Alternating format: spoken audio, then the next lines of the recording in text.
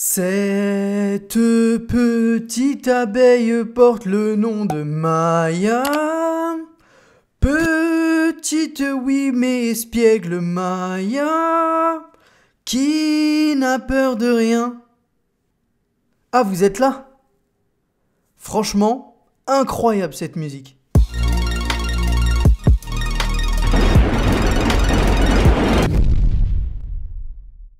Wesh l'équipe, c'est Julien Béoutz.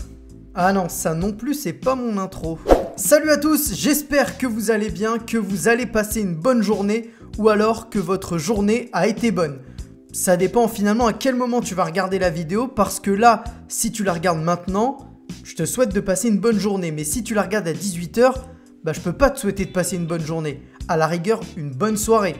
Enfin bref, cette explication n'a ni queue ni tête.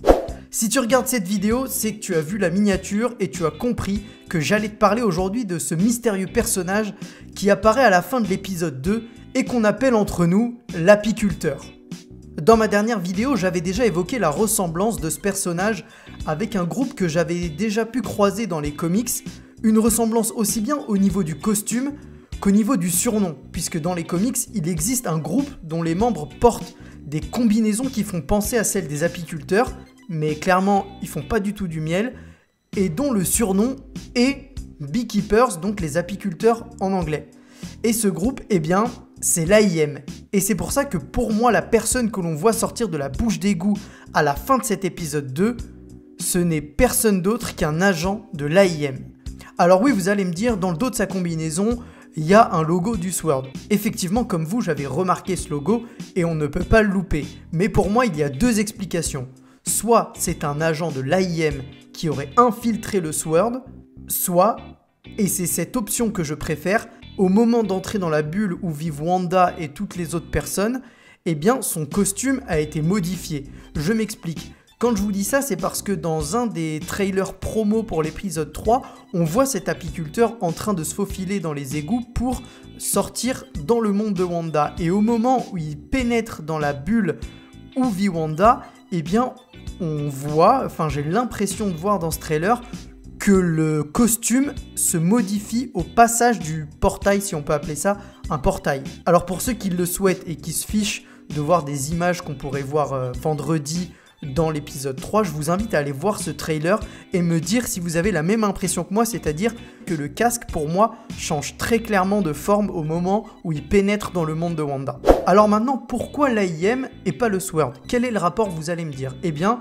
c'est très simple. L'AIM, c'est pas une organisation inconnue pour les fans du MCU, puisqu'on avait pu la voir par le biais d'Aldrich Killian dans Iron Man 3, vous savez, celui qui souhaitait utiliser la formule Extremis pour optimiser des gens et en faire au final des bombes humaines hors de contrôle.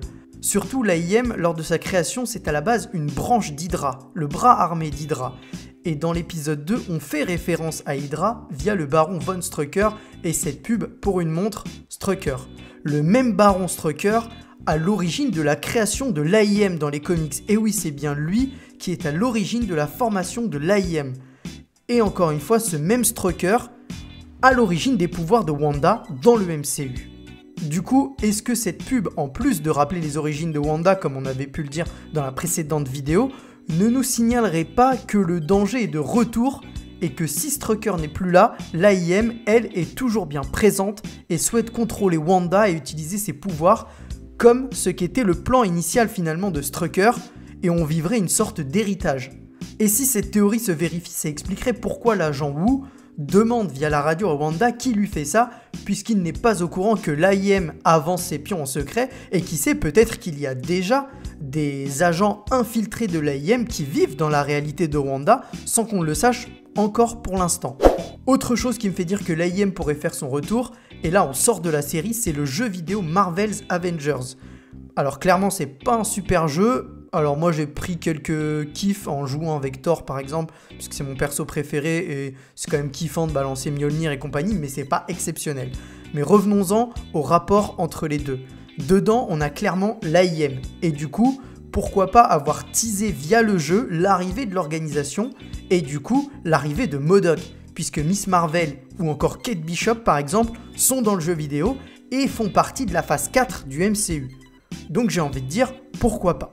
Alors voilà, j'ai à peu près résumé l'idée selon laquelle pour moi l'AIM fait partie de la série et que cet apiculteur serait un agent de l'AIM. Je peux complètement me tromper et ma théorie peut d'ailleurs être totalement infirmée dès l'épisode 3, mais qui sait, j'ai aussi une chance sur 2 que cette théorie soit vraie. En tout cas, dites-moi en commentaire si vous pensez qu'un retour de l'AIM est possible et si vous avez une autre théorie concernant cet apiculteur. Je lis tous les commentaires et je réponds à chaque fois, vraiment. J'en profite aussi pour vous dire merci parce qu'on est maintenant un peu plus de 1000 sur la chaîne et c'est juste fantastique. Merci beaucoup, vous êtes vraiment au top. Avant de partir, le petit pouce bleu et surtout le petit clic sur le bouton s'abonner si c'est pas encore le cas. On se retrouve très vite pour analyser l'épisode 3. Ciao!